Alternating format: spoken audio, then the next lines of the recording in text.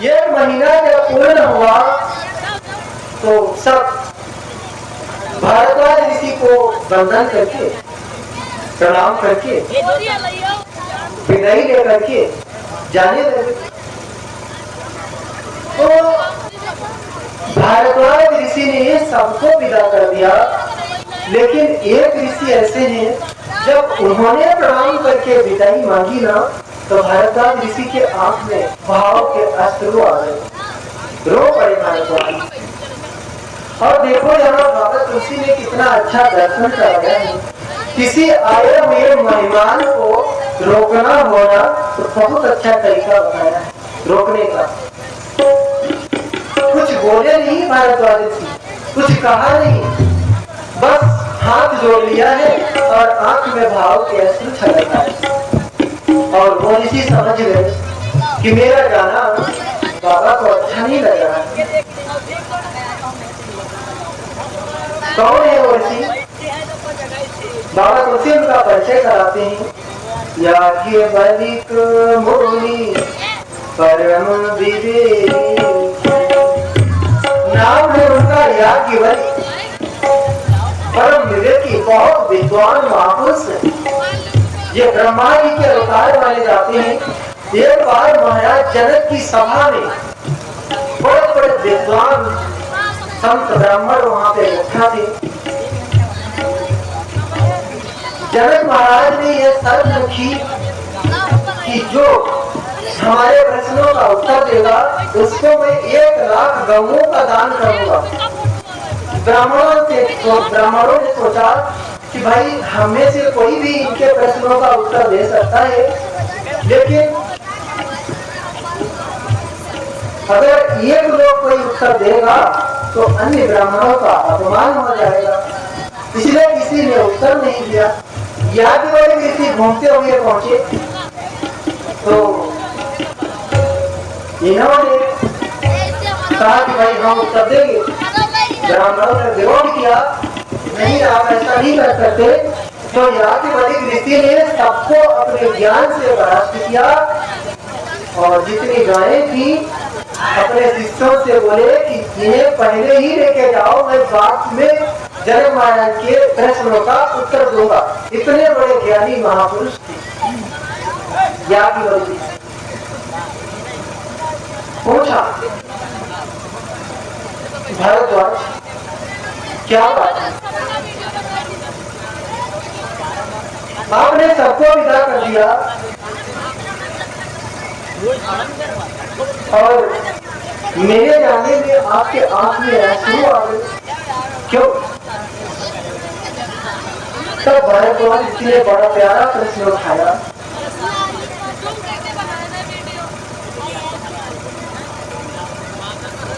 कहा कि प्रभु ये राम कौन है?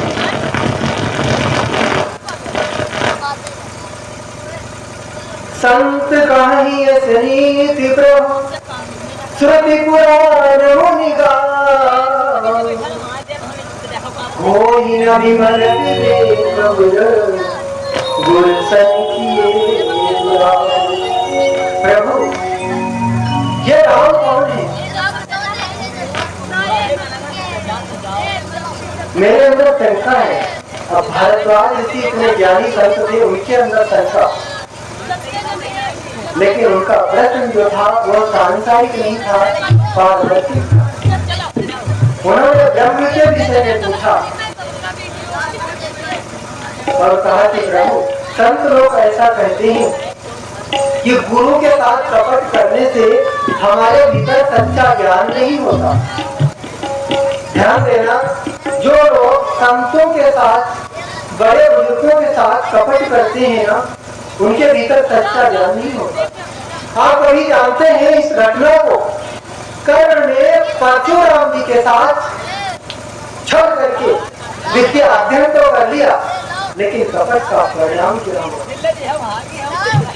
वक्त पर वो एक बार कहते हैं परशुराम जी ब्राह्मण थे, ब्राह्मण संत थे, और उनका नियम था कि वो सिर्फ ब्राह्मण कुमार को ही विद्या देती थी। क्षत्रियों के बहुत बड़े द्रोही थे। तो कर्ण थे, वो क्षत्रिय थे। उन्होंने सोचा कि मुझे धनुष विद्या सीखना है और परशुराम जी से बड़ा कोई धनुर्धर संसार में नहीं है। लेकिन इन्होंने ऐसा नियम बना रखा है कि सिर्फ ब्राह्मण कुमारों को ही शिक्षा देगी। क्या करूं? तो परशुराम जी ने नकली ब्राह्मण का वेश बनाया। कर्ण ने नकली ब्राह्मण कुमार का वेश बनाया और परशुराम जी के पास गए विद्या अध्ययन करने। विद्या अध्ययन करते करते काफी समय व्यतीत हुआ, काफी विद्याएं अर्जित कर ली। कहते हैं एक वृक्ष के नीचे परशुराम जी जो थे, भगवान परशुराम, वो विश्राम कर रहे थे। कर्ण वहीं बैठे थे और कर्ण के जंघा पे अपना सर रख के भगवान परशुराम विश्राम कर रहे थे। अब कर्ण क्षत्रिय थे, किसी सोते हुए को जगाया नहीं जाता है। कर्ण को ये पता था। भगवान परशुराम सो रहे थे, गुरुदेव थे, गहरी नींद में सो रहे थे। तब तक होता क्या है कि एक जहरीला कीड़ा आकर के कर्ण की जंघा को काटने लगा। इतना कष्ट हुआ, इतनी भयंकर पीड़ा हुई, लेकिन कर्ण ने उसे हटाया नहीं। रक्त की धार, खून की धार बहने लगी। कर्ण ने सोचा कि अगर मैं इसे भगाऊंगा, हटाऊंगा तो मेरा हाथ हिलेगा, गुरुदेव की नींद टूट जाएगी, मुझे दोष लगेगा। भगाया नहीं। कुछ देर बाद जब भगवान परशुराम के कंधे में गरम गरम खून की धार लगी, रक्त की धार लगी, तब उनकी निंदा की। तब उन्होंने कहा कि कर्ण, तो ब्राह्मण नहीं हो सकता, बता कौन है? क्योंकि कोई ब्राह्मण कुमार इतना कष्ट नहीं सहन कर सकता, अवश्य तू क्षत्रिय है। तब कर्ण ने कहा कि गुरुदेव क्षमा करना, आपने ऐसा नियम बना रखा था कि सिर्फ ब्राह्मण कुमार को ही शिक्षा देंगे, इसलिए मुझे आपके साथ कपट करना पड़ा। परशुराम ने श्राप दिया कि जाओ, तुमने छल करके विद्या अध्ययन तो कर लिया, लेकिन आयन वक्त पर जब तुम्हें आवश्यकता होगी ब्रह्म अस्त्र की, संसार के तमाम अस्त्रों की, तब तुम्हारा कोई भी अस्त्र साथ नहीं देगा। और उसी श्राप के कारण महाभारत में जब कर्ण के रथ का पहिया धस गया कुरुक्षेत्र में, कर्ण पुकारते रहे ब्रह्मास्त्र को, दुनिया के तमाम अस्त्रों को, लेकिन कोई भी अस्त्र उनके पास नहीं। गुरु के साथ कपट करने का दुष्परिणाम मेरे भाई बहन ऐसा होता है। इसलिए कभी संत महापुरुषों के सामने कपट मत करो, कभी छल मत करो। यहाँ के बड़े ऋषि ने कहा कि पूछो भारद्वाज ऋषि ने कहा कि गुरुदेव, मेरे अंदर भी कुछ संशय है। अगर मैं आपसे नहीं कहता हूँ तो अज्ञानी बना रहूंगा, और अगर पूछता हूँ तो कहीं आप ये ना समझे कि मेरी परीक्षा ले रहा। और प्रभु कहा तो समय लागत भाई लागा, इतनी उम्र बीत गई, 100 साल का हो गया, अभी तक अज्ञानी ही बना। एक बार कहते हैं तुलसीदास कबीरदास जी से किसी गांव के व्यक्ति ने पूछा कि बाबा आप कौन से राम को जपते हैं?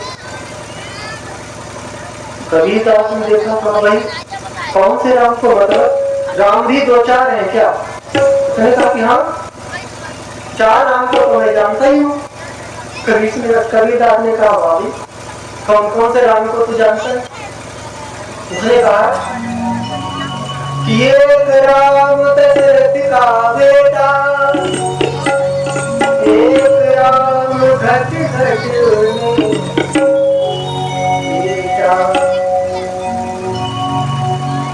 एक राम है जगत पसारा, एक राम है जग से प्यारा।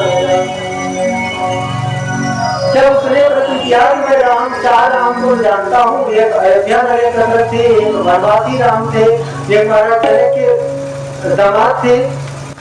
तो कबीरदास ने भी कहा कि भाई मैं भी तेरे चार बाप हैं उन्हें जानता हूँ। उससे बहुत बुरा आया कि मेरे चार बाप क्या बोल रहे हो।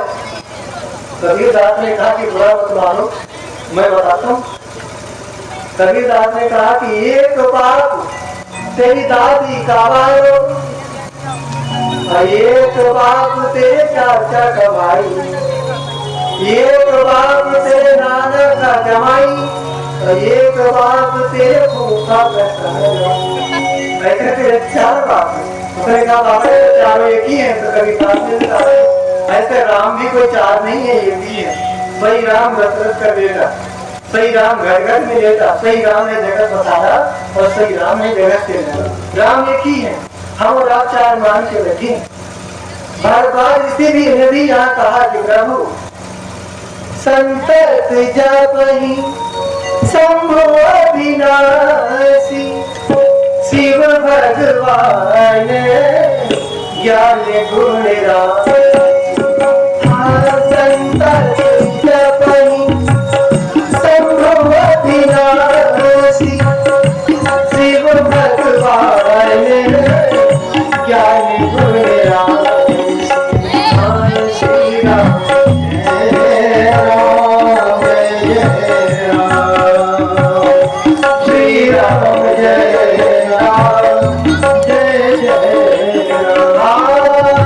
संपत जपहि शंभो अविनाशी, शिव भगवान ज्ञान गुण राशि। शिव भगवान ज्ञान गुण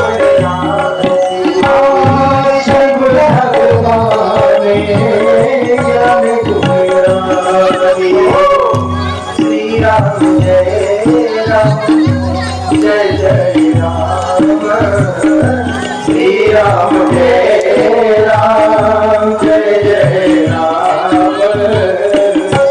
राम जय राम जय जय राम, श्री राम जय राम जय जय राम, श्री राम जय राम जय जय राम।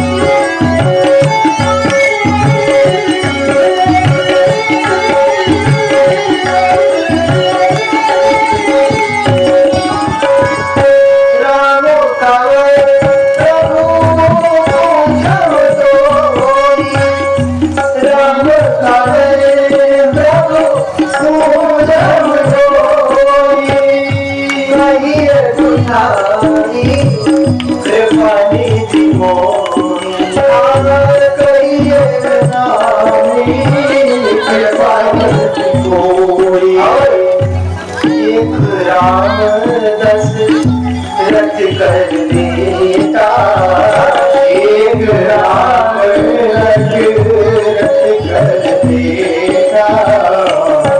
घर चली विदित संसारा, एक राम देश कुमारा।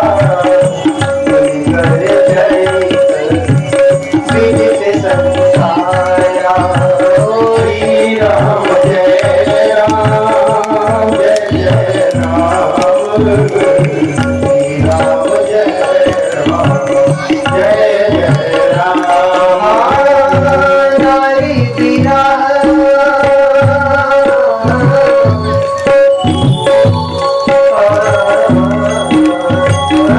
नारी बिना सुख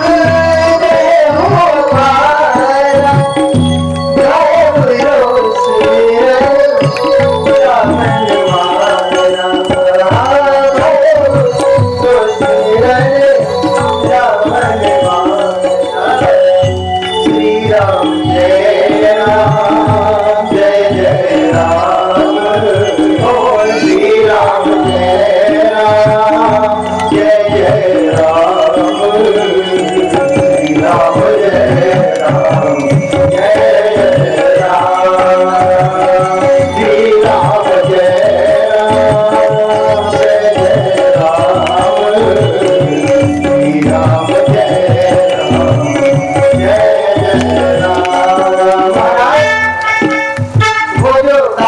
राम है उन्हें तो मैं जानता हूँ।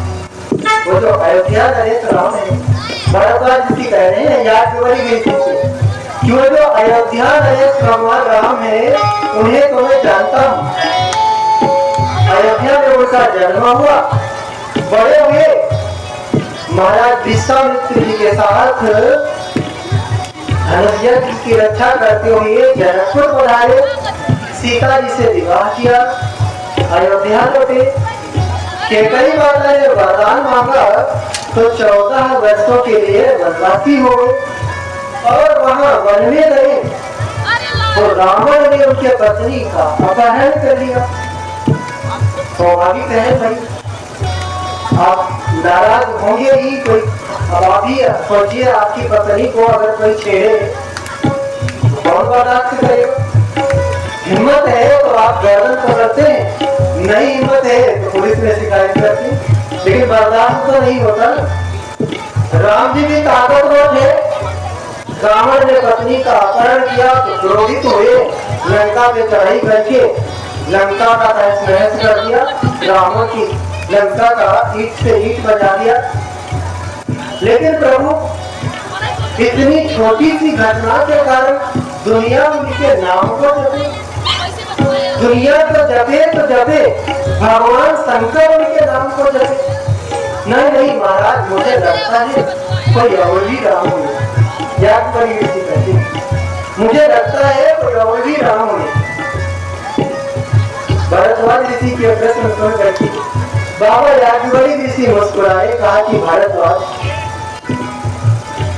मैं समझ रहा हूँ, मैं जान गया हूँ कि तुम भगवान के चरित्रों को सुनना चाहते हो, इसलिए कि वो प्रश्न मनो अति मूढ़ा, मानो कोई बड़ा ही मूर्ख व्यक्ति हो ऐसे प्रश्न कर रहे हो, बच्चों की तरह। अरे राम कथा ही सुनना है तो ये बच्चों की तरह क्यों प्रश्न करते हो, साफ साफ कहो कथा सुनना है। जब राम कथा की बात आई ना तब भारद्वाज ऋषि रो पड़े, कहा बाबा मैं राम कथा ही सुनना चाहता, लेकिन क्या कर, कहा तो सब नहीं लाते तो नहीं लाते। आपसे कहने में मुझे थोड़ी शंका हो रही थी, मुझे थोड़ा डर लग रहा था, क्योंकि आप महापुरुष हैं और महापुरुषों के सामने ऐसे प्रश्न करना उचित नहीं होता। कहीं आप ये ना सोचे कि मेरी परीक्षा ले रहा है। और बात हकीकत है, भागवत का, श्रीमद् भागवत का एक प्रसंग है, जब महाराज परीक्षित को श्राप लग गया तो बड़े बड़े ऋषि महात्मा लोग वहां पधारे हुए थे, तो सभी से महाराज परीक्षित ने ये भी प्रश्न किया कि भाई जो 7 दिन में मरने वाला हो, जिसकी 7 दिन में ही मृत्यु हो, उसे क्या करना चाहिए, उसकी मुक्ति का उपाय क्या है। तो ध्यान देना, उस सभा में बड़े बड़े विद्वान महात्मा बैठे थे, भृगु वशिष्ठ चामनस्थ गौतम, बड़े बड़े भृगु ऋषि, वशिष्ठ ऋषि, चमन ऋषि, मेधातिथि, ऐसे विद्वान महापुरुष बैठे थे। सभी ने सर झुका लिया कि भाई 7 दिन में मुक्ति ऐसी, जन्म जन्म हुई जतन कराही, अंत राम कहूँ आवत नहीं, जन्म जन्मांतर हम जतन करते रहते हैं, फिर भी भगवान अंत समय में मुख से राम नाम नहीं निकलता और ये 7 दिन में मुक्ति मांग रहे। सब लोगों ने मना कर दिया। सब ऐसा कहते हैं कि उस सभा में नारद जी भी बैठे थे। नारद जी उठे और जमुना के किनारे चलते चलते गए, काफी दूर चलते हुए गए तो देखा कि वहां पे एक महापुरुष लेटे हुए, मस्त, मात्र 16 वर्ष की आयु है। सुखदेव जी ने लिखा है, सुखदेव जी पर बताया है, तन्वेष्टवशं सुकुमार पादा, तन्वेष्टवशं सुकुमार पादा, करोड़ भावं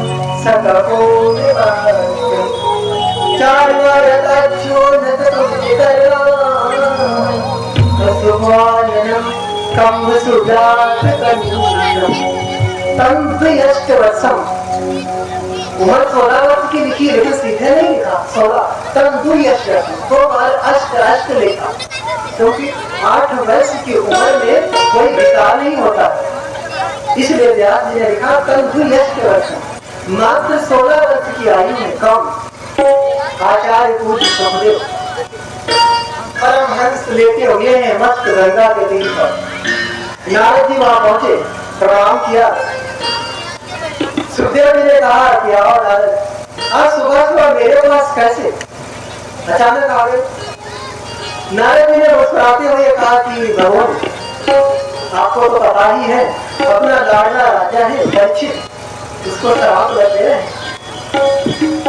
तो सुखदेव जी ने कहा कि भाई पाप किया है, संत के गले में मारा हुआ सर्प डाल दिया है, तो मृत्यु तो आएगी, मरने तो यहाँ क्यों आए हो मेरे पास? अब कोई ऐसे सूखा जवाब दे दे तो बात तो खत्म ही हो जाती। भाई आगे क्या हो, भाई महापुरुष हो, योग्य व्यक्ति हो, वो अगर ऐसे कह दे कि भाई मरने तो क्यों आए हो, बात खत्म। लेकिन नारद जी है ना, ये हिम्मत नहीं हारते हैं, प्रयास करते रहते हैं। नारद जी ने कहा कि प्रभु ठीक है, मैं आगे कुछ नहीं पूछूंगा, आप मेरे ये प्रश्न का जवाब दे दीजिए, मैं चला जाऊंगा। सुखदेव जी ने कहा कि पूछो, कौन सा प्रश्न है?